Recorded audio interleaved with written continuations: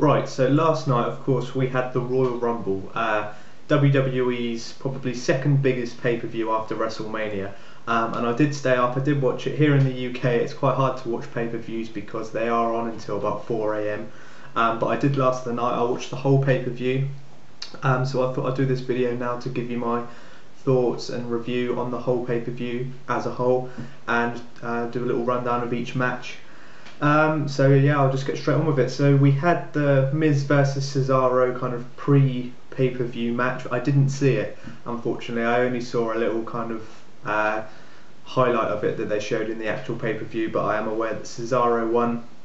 I'm not surprised really. I do think they're pushing Cesaro quite well. He's held on to that title for quite a long time now. But in terms of kind of getting further than that, I don't know if Cesaro can reach higher heights than that. I just don't see him as a main eventer, but who knows. So yeah, Cesaro won that match. And then we had the first proper match of the pay-per-view. World Heavyweight Championship, Alberto Del Rio versus Big Show in a last man standing match. I think everyone expected Del Rio to retain his title, and he did. But for me, I think the fashion of which he won it was a bit kind of dodgy. I don't know if that was a kind of good ending or not. Basically, Big Show was down in the ring, and to end it, Ricardo Rodriguez kind of duct taped Big Show's feet to the bottom rope, so he literally couldn't get up because it was a last man standing match. And of course there was no disqualification, so this was allowed. I thought it was a very cheap end to the match, and I don't think, well, I think we're going to see a load of backlash from Big Show, and I think we're going to see this Del Rio Big Show feud continue, which is a shame because I don't want it to. I don't want the Big Show to still be in the title scene. So I want that kind of feud to come to an end as soon as, really. But yeah, Del Rio retained, and there was no kind of doubt in my mind that he was going to retain. The only thing I did wonder is if Dolph Ziggler was going to get involved in cash in, but no, we didn't get a cash in all night. I was expecting it, but no, still no cash in from Dolph Ziggler. And then surprisingly, the Royal Rumble wasn't the main event. It was the next match after the Del Rio match. And I think the Royal Rumble got off to a very good start. It was good, it was exciting, there was some good people coming out. I marked out big time when Jericho's music hit for that number 2 spot. Of course, Ziggler was the number 1, and he was kind of trash talking, saying, bring out whoever you want for number 2, I don't care who it is. And then all of a sudden you hear Jericho's music and you see his glowing jacket and everything, and that was a proper good exciting moment. The crowd were cheering like crazy. So hopefully that means he's back again. Obviously, you know, Jericho kind of comes back for a few months and then goes off on tour with Fozzy. But I'm hoping he's back because I do think we need him in WWE. He's always a good kind of upper mid-card wrestler, and I think we need him back really. He'll be a great face. Hopefully he stays face. He was really good in the Rumble. He was in it for about 45 minutes, I think, and he looked brilliant, still doing all his classic moves and everything. So yeah, I was really excited about Jericho. I was a bit disappointed, apart from Jericho, about the lack of surprises in the Rumble. I was hoping for either Mark Henry to return, Christian. I heard rumours of Shelton Benjamin, also Carlito. There was a few more rumours floating around, even Brock Lesnar and Undertaker, but all we got was Jericho for one. Then we got the Godfather, who, it was quite cool to see his music hit and him come out again, but it was just an embarrassing time in the ring because literally he got up into the ring and then boom, he was out within 3 seconds. So that was quite embarrassing. And then we had Goldust.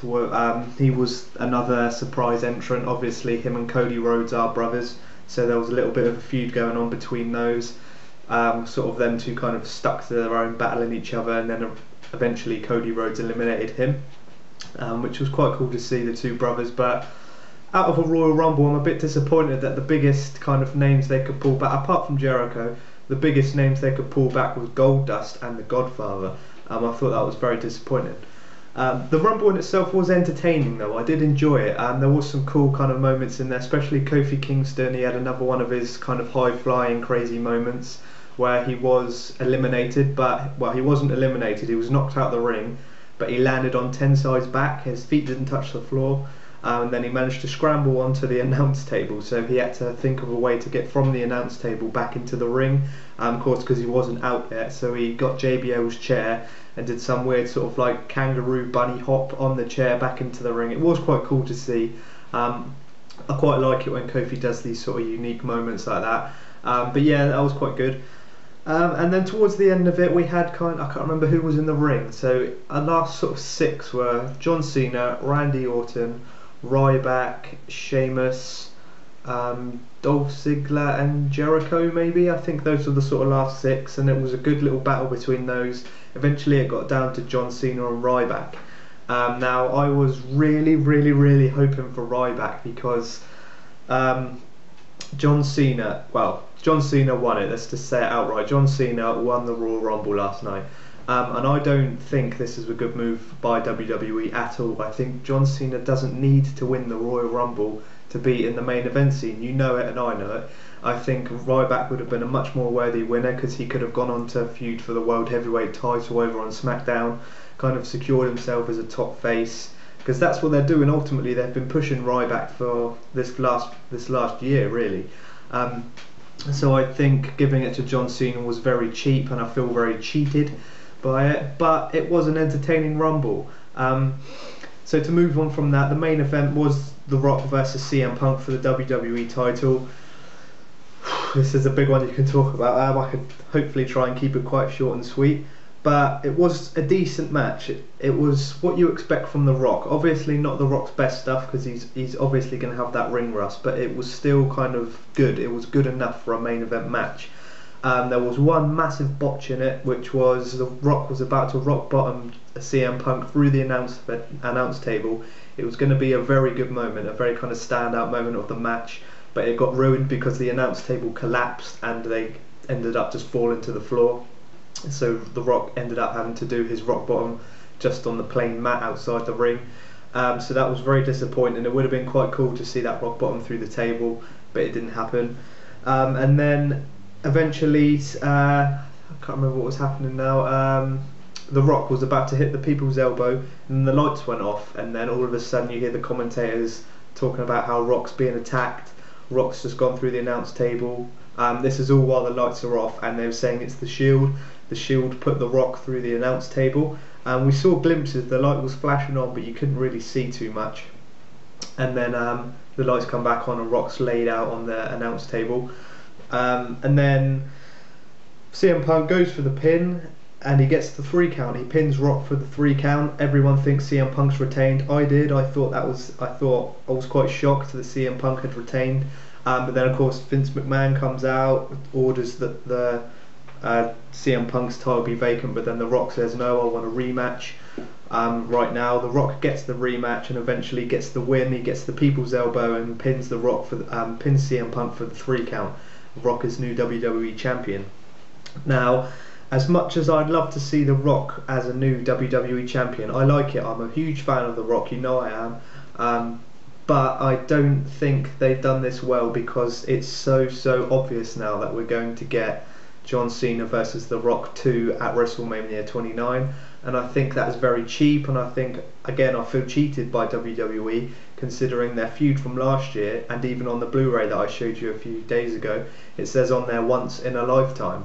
So why, if it's once in a lifetime, are we getting it again? Just because it made them a lot of money, they seem to need to just give us the same match again. I don't think it's going to be as exciting. People have seen it before, and I don't think it's going to pull in massive pay-per-view buys for something they've seen before.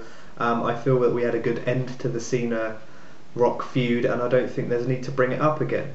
So hopefully over the next few weeks and months we get something else. We're not just hopefully going to get another singles match between Cena and Rock. Hopefully either CM Punk's involved, it's a triple threat, or something completely different happens, who knows. But it is interesting to see The Rock as champion now, because obviously he's going to have to be on Raw every week. There's no kind of hiding away from it. You're the WWE champion, your focus has to be on WWE, and hopefully he's here every week.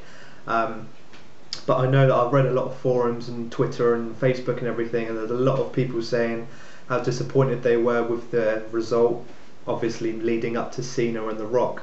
But who knows? Who knows what's going to happen? I've heard some rumours saying that they were kind of getting CM Punk away from that sort of feud, so CM Punk can feud with The Undertaker.